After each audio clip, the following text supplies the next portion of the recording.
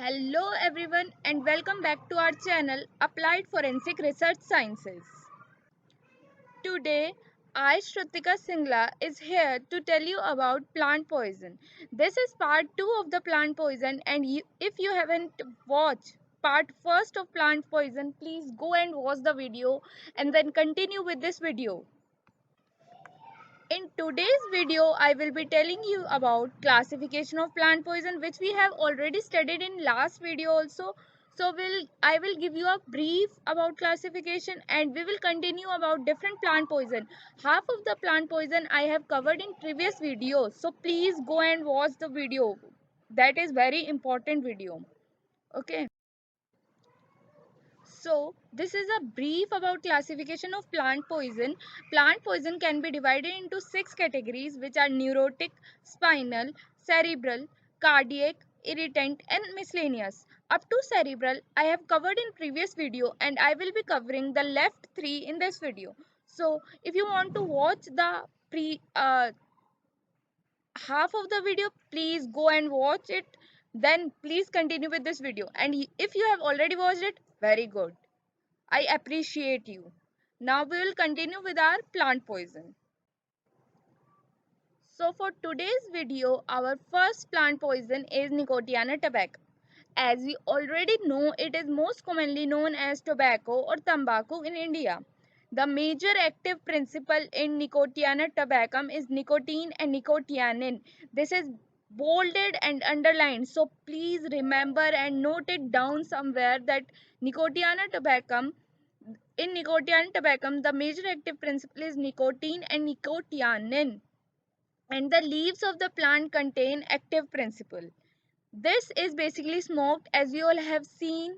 People smoke BDs, so it is BDs and cigarettes. So it is basically Nicotiana tabacum, and it is also used in pan as tobacco, or some of the people also eat tobacco.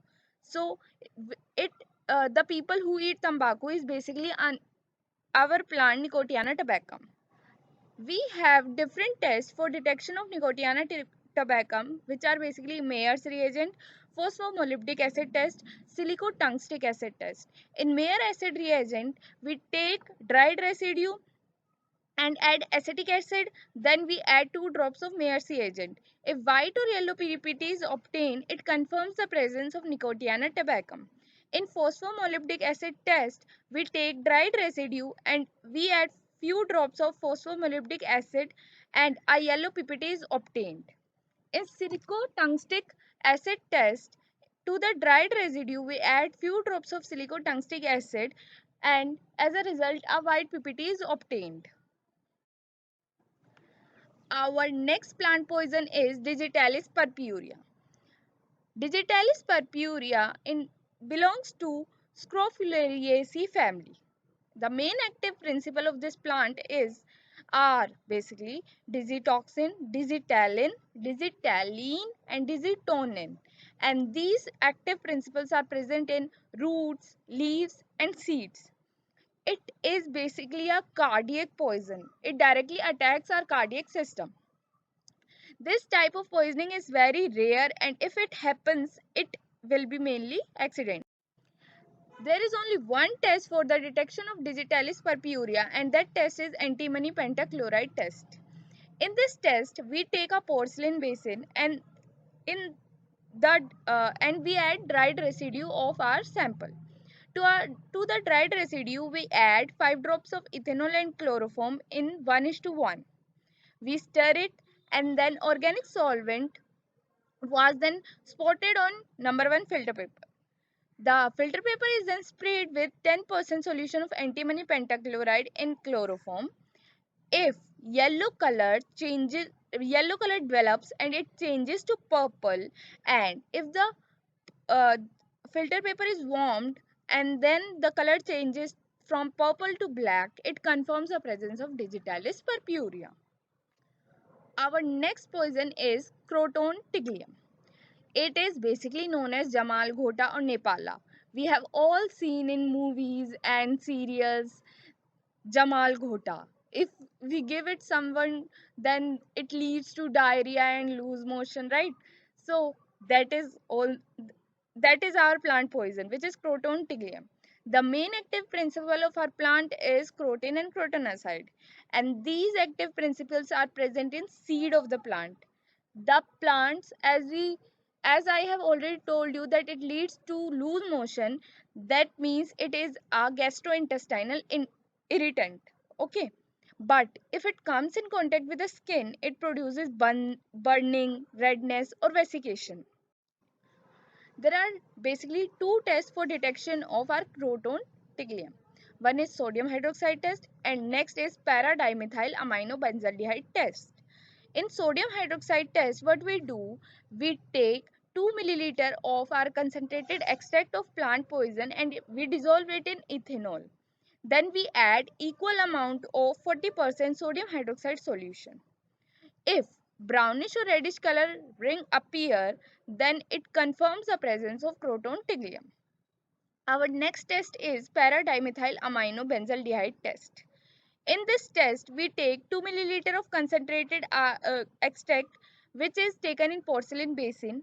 The solvent is then evaporated and an alcoholic solution of para-dimethyl aminobenzaldehyde in rectified spirit with 1 milliliter of concentrated sulfuric acid was added drop by drop. Red color is observed.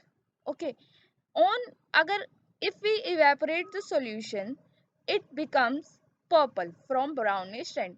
So basically what you have to do, you have to remember the name of the test, and if you remember the product, then also it will be good, but please remember the name of the test which is used for each poison. Our next poison is Abrus precatorius. You all have seen Abrus precatorius, I guarantee. You all have been to some jewelry shop.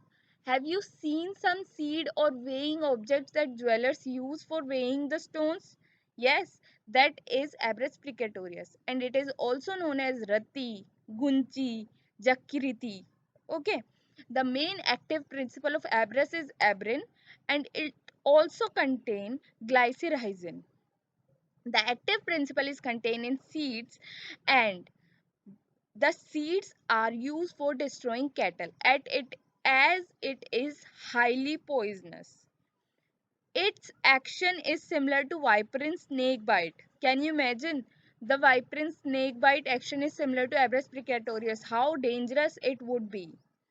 It also leads to agglutination of red blood cells. If we talk about the detection of Abrus precatorius, it can be done by using three different tests, which are fast blue B potassium hydroxide test, Marquis test, and Van Urk reagent. In fast blue B potassium hydroxide test, we take dried residue in porcelain basin and few drops of 5% ethanolic solution of fast blue B reagent was added. Then we add 2 drops of aqueous potassium hydroxide solution. A red or orange color is observed. In Marquis test, we take dried residue in porcelain basin and we add few drops of Marquis reagent. As a result, pink color is observed. In Van Urk reagent, we take dried extract and add 1 or 2 drops of Van Urk reagent. A green color is observed, confirming the presence of our poison. Okay, now we'll talk about ergot. Ergot is basically a compact mycelium of fungus Claviceps purpurea.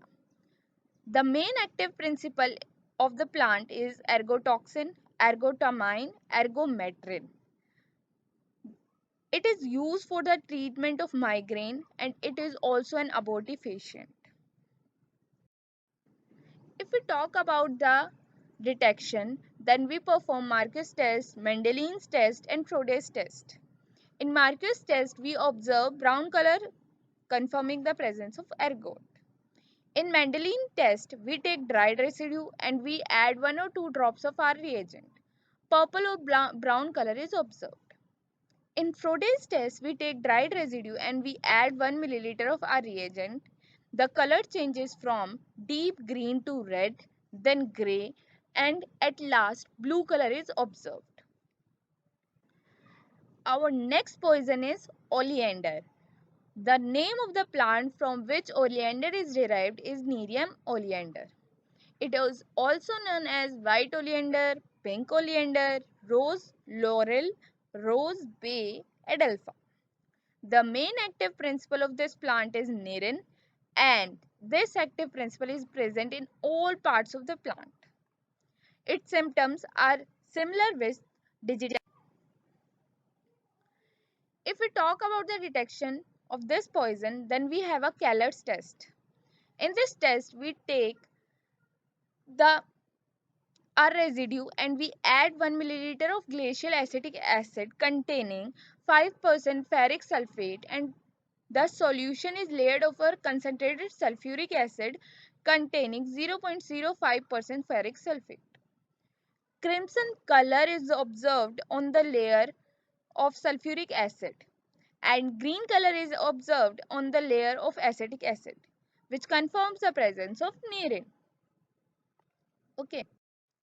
Now we have covered all the plant poison and you have to tell me, this is your examination time or yes. Now you have to tell me which is the common test used for the detection of aberrant and ergot. And your options are Marquis test, Mayer's reagent, Vitalis test, antimony pentachloride test. You have to comment down and you have to tell me which test you will use, which is the common test for aberrant and ergot. Now it's time for the MCQ from last video. If you haven't watched the last video, please go and see. Our question is, Code of Criminal Procedure contains how many sections? How many sections are there in CRPC? And our answer is 484 sections, 2 schedules and 56 forms.